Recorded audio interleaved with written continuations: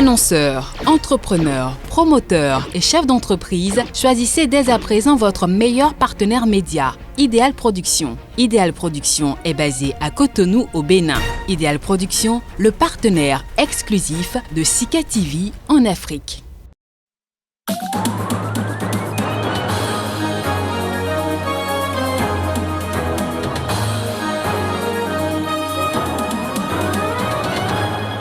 Mahamat Déby au Niger. Au menu, visite aux soldats tchadiens sur place et échange avec Mohamed Bazoum, le président du Niger.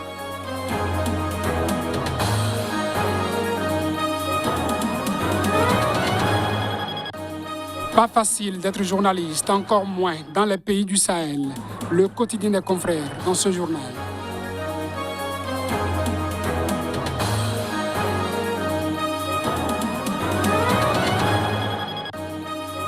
L'ancienne dirigeante de la Birmanie est située sur sa première comparution.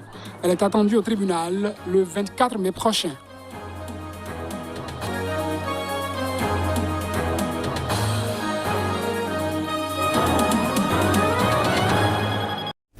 À toutes et à tous, bonsoir et bienvenue à ce journal sur Sika TV. Le général Mahamat Idriss Déby, chef du conseil militaire de transition CMT au Tchad, s'est entretenu ce lundi à Niamey avec le président du Niger, Mohamed Bazoum. La suite de son agenda, c'est le rendez-vous dans l'ouest de ce pays où sont stationnés 1200 soldats tchadiens qui combattent les djihadistes. Reportage. Le général Mahamat Idriss Déby, qui dirige la junte au pouvoir au Tchad depuis la mort fin avril de son père, est arrivé en début de matinée à Niamey. Il est venu pourvoir ses troupes à Terra et il en a profité pour discuter avec le président du Niger, Mohamed Bazoum, a indiqué une source à la présidence nigérienne sans préciser le contenu de l'entretien. Mohamed Bazoum a été désigné en avril par le G5 Sahel, qui regroupe 5 pays de la région, à savoir le Tchad, le Niger, le Burkina Faso, le Mali et la Mauritanie, comme facilitateur entre les nouvelles autorités tchadiennes et un groupe rebelle, le Front pour l'alternance et la concorde au Tchad.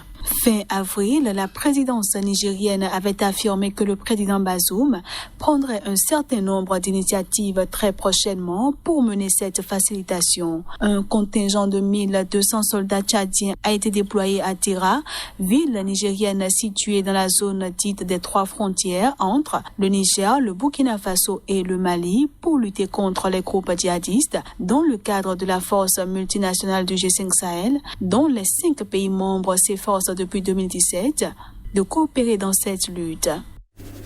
L'armée tchadienne annonce avoir nettoyé la région du Kanem, située au nord. Le chef d'état-major général des armées assure que la situation est revenue à la normale sur le terrain. Comme des trophées de guerre, les soldats sont revenus avec des rebelles capturés et du matériel saisi. Reportage. Des dizaines de rebelles capturés et du matériel de guerre saisi, voilà le butin présenté à la presse par l'armée tchadienne de retour à N'Djamena, la capitale, après plusieurs jours d'affrontements avec les rebelles, membres du FACT dans la région du Kanem, située au nord. Pour le chef d'état-major général des armées, la situation est revenue à la normale sur le terrain.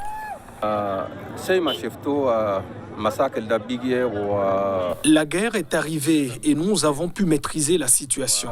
Nous avons amené les prisonniers et du matériel. Nous avons nettoyé les lieux et il n'y a plus rien maintenant. La situation est revenue à la normale. À la population, je voudrais dire, soyez tranquille, il n'y a plus rien.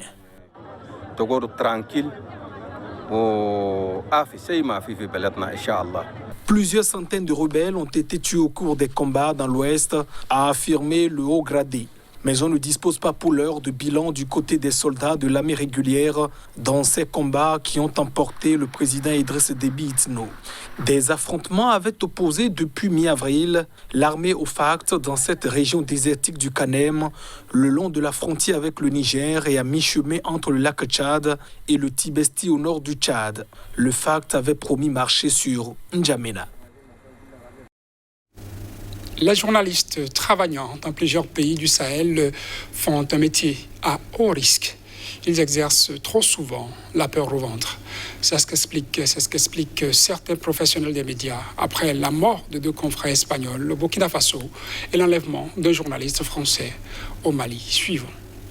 Les journalistes... Ces journalistes racontent la difficulté de continuer à informer malgré la propagation djihadiste et les agissements criminels, la quasi-impossibilité d'accéder à de vastes étendues de territoire et à certaines sources, ainsi que les pressions et les intimidations multiples, qu'elles viennent du pouvoir ou d'ailleurs, sans parler du manque de moyens de la profession. Il y a eu des hommes politiques, des journalistes et des prêcheurs qui ont réussi ce type de menaces suite à leurs propos qui défendent par exemple la ligne du gouvernement ou la ligne de la communauté internationale contre le terrorisme. Donc souvent, ces terroristes, ils écoutent et après ils menacent ces personnes qui tiennent ces discours-là. Beaucoup ont quitté la zone parce qu'ils pensent qu'ils ne sont pas en sécurité. Mais malheureusement, vous voyez, et ça impacte sur le travail même du journaliste. Parce que tu quittes, la radio est abandonnée. Il y a beaucoup de radios qui sont fermées du fait de l'insécurité. Olivier Dubois, collaborateur de divers médias maliens et français, est apparu mercredi dans une vidéo où il a dit avoir été enlevé début avril à Gao, dans le nord-est du Mali, par un groupe affilié à Al-Qaïda. Il a été vu pour la dernière fois alors qu'il embarquait dans une voiture avec plusieurs hommes. Au Burkina Faso, les reporters espagnols David Berian et Roberto Fraile ont été tués alors qu'ils se trouvaient dans une patrouille anti-Barkhane qui avait été attaquée fin avril par des hommes armés. Leur mort vient encore rappeler combien on peut être exposé dans l'exercice du métier. 2 civils ont été tués et 5 blessés samedi dans le nord du Mali quand leur camion a sauté sur une mine artisanale. Ce sont les dernières victimes en date de ces engins dans ce pays en proie à la violence, ont indiqué l'Organisation des Nations Unies et des responsables locaux. C'est le deuxième événement meurtrier de ce type en 2 jours. Vendredi, 3 soldats maliens ont trouvé la mort dans l'explosion d'un tel engin au passage de leur convoi de véhicules dans le secteur de Mbouri au centre. Les engins explosifs improvisés sont une arme de prédilection des djihadistes contre les forces maliennes, françaises et internationales. Ils tuent aussi de nombreux civils. Samedi, c'est un camion transportant des travailleurs vers un site d'orpaillage à quelques dizaines de kilomètres de Tessalit qui a heurté un engin explosif, a expliqué à un correspondant de l'AFP, Olivier Salgado, porte-parole de la mission de l'ONU au Mali, MINUSMA, dont des casques bleus tchadiens ont porté secours aux victimes. L'explosion s'est produite à proximité du camp de la MINUSMA à Tessalit, a affirmé un notable local joint par l'AFP. Le camion transportait des travailleurs algériens et nigériens, a précisé Ahmed Agoulden, élu d'une localité voisine. Le Mali est en proie depuis 2012 à une crise sécuritaire et une poussée djihadiste qui se sont propagées du nord au centre du pays, puis du Burkina Faso et au Niger voisin. Les violences djihadistes intercommunautaires ou autres ont fait des milliers de morts et des centaines de milliers de déplacés, malgré l'intervention de forces onusiennes, africaines et françaises. Aucune sortie de crise n'est en vue. Les mines et les engins explosifs improvisés ont fait 76 morts et 287 blessés en 2020 au Mali, dont presque la moitié étaient des civils, selon un document daté de janvier du service d'action contre les mines des Nations Unies. L'usage des engins explosifs improvisés a considérablement augmenté depuis fin 2017, surtout dans le centre, un des foyers de la violence qui ensanglante le Sahel, souligne le service d'action contre les mines des Nations Unies. Les engins explosifs improvisés ont continué à causer de nombreuses pertes en 2021 dans les rangs des forces maliennes et étrangères et parmi les civils. Le Soudan du Sud ne dispose plus de parlement. L'institution a été dissoute ce week-end par le président Salva Kiir. Cet acte ouvre la voie à l'installation d'un nouveau parlement plus large dont la composition avait été négociée dans un accord de paix de 2018. Les détails.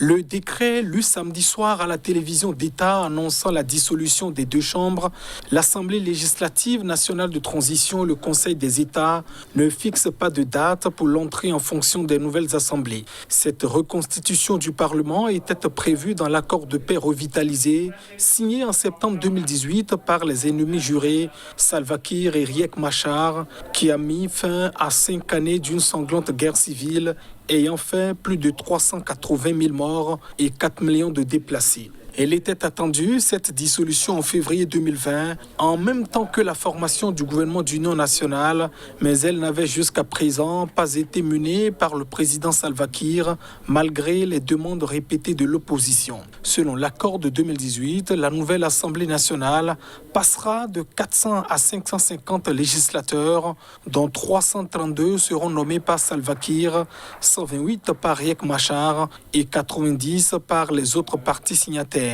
Le Conseil des États passera, lui, de 50 à 100 membres.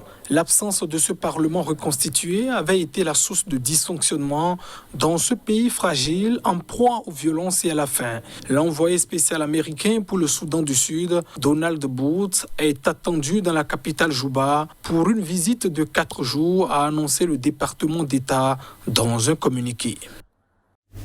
L'ancienne dirigeante birmane Aung San Suu Kyi, inculpée à de multiples reprises par la junte depuis le coup d'État, doit comparaître pour la première fois en personne devant le tribunal le 24 mai, a indiqué lundi son avocat. L'ancienne chef de facto du gouvernement n'a pas été vue en public depuis son arrestation lors du putsch militaire du 1er février.